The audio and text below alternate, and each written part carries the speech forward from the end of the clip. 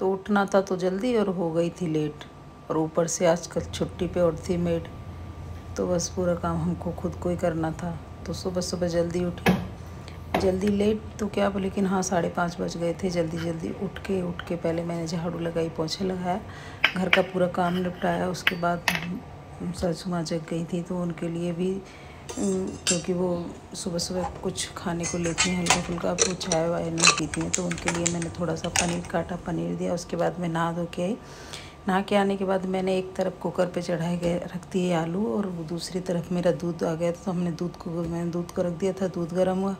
इसके बाद मैं घर की पूजा की। पूजा करने के बाद अब मैं चल दी थी मंदिर में, क्योंकि मुझे बड़ की डाली भी लेके आनी थी। और हमारे यहाँ जो बड़ की पूजा होती है ना, वो घर पे करते हैं, तो घर पे जो बड़ की डाली लेके आते हैं ना, उसको ही हम लोटे में लगा करके और उसी की हम घर पे पूजा करते हैं। तो इसके बाद मैंने ना मंदिर से ही पूजा करने के बाद मैंने घर पे आके खाना बनाया, जिसमें पूड़ी सब्जी हलवा वगैरह, जो हमारे यहाँ ना पोए मन से जाते हैं, जो पूड़े बोलते हैं, अगर वो नहीं होते तो जलेबी मन से जाती हैं। तो हमने वो 14 लेनी होती हैं, तो मैंने वो सब ली। अपने अपने अलग अलग रिवाज होते हैं। तो यहाँ पे मेरी फ्रेंड आ गई है, उसको क्या है, उसको कहानी मेरे साथ ही सुननी थी, तो उसने आके यहाँ पे ये गहने बना रही है। उन लोगों के बंदे मैंने पहले कभी नहीं बनाए थे, लेकिन पहली बार मैंने भी गहने पहने।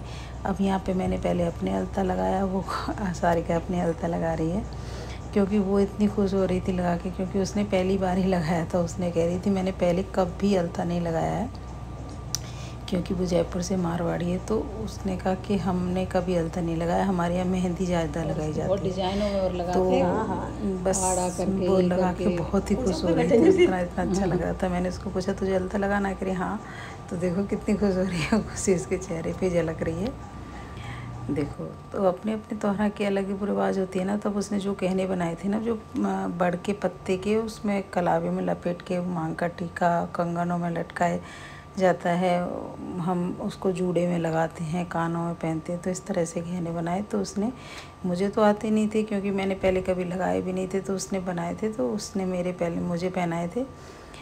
फिर वो सब पहना रही है, बताती जा रही है कि मैं, वो पहले उनके व्रत नहीं होता, पूजा नहीं करते, तो लेकिन वो अभी करने लगी है कुछ दिन से, लेकिन वो प्रॉपर तरीके से करती है। वो मारवाड़ी है ना, वो प्रॉपर तरीके से हर फेस्टिवल को एंजॉय करती है, हम भी करते हैं। तो मैंने गहने पहन लिए, देखो बड़ा कैसा लग रहा है। अब ये खुद अपने आप ही अपने भी पहन रही है धीरे धीरे, इस तरह से अलग ही रौनक होती है ना किसी भी हम कोई भी त्यौहार हो हमारा जो, तो हम उस पर जब तैयार होते हैं ना, तो बड़ा अच्छा लगता है, सुंदर। और फिर जब हम अकेले पूजा करते हैं तो थोड़ा लगता है, लेकिन एक से दूसरा होता है ना, तो बहुत अच्छा लगता है। तो इस तरह से देखो उसने पूरे ये सब गहने पहन लिए थे।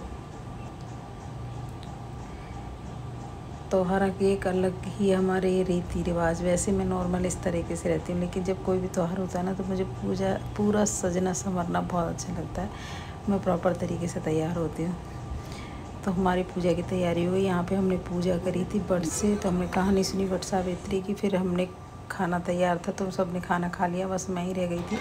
तो यहाँ पे मैं खाना खाया। मैंने खाना खाने के बाद फिर बस, क्योंकि बहुत लेट हो गई थी करते करते भी, फिर 3:30 बज गए थे, तब मैंने खाना खाया। खाना खा के फिर हम शाम के टाइम, तो क्योंकि वो जो हम बड़ की जो पूजा करते हैं ना, उससे हमको उस दिन तो मंगलवार था, इसलिए अगले दिन हमने उसको विसर्जन किया। तो इस तरह से रहा हमारा पूरा दिन बट सावित्री वाले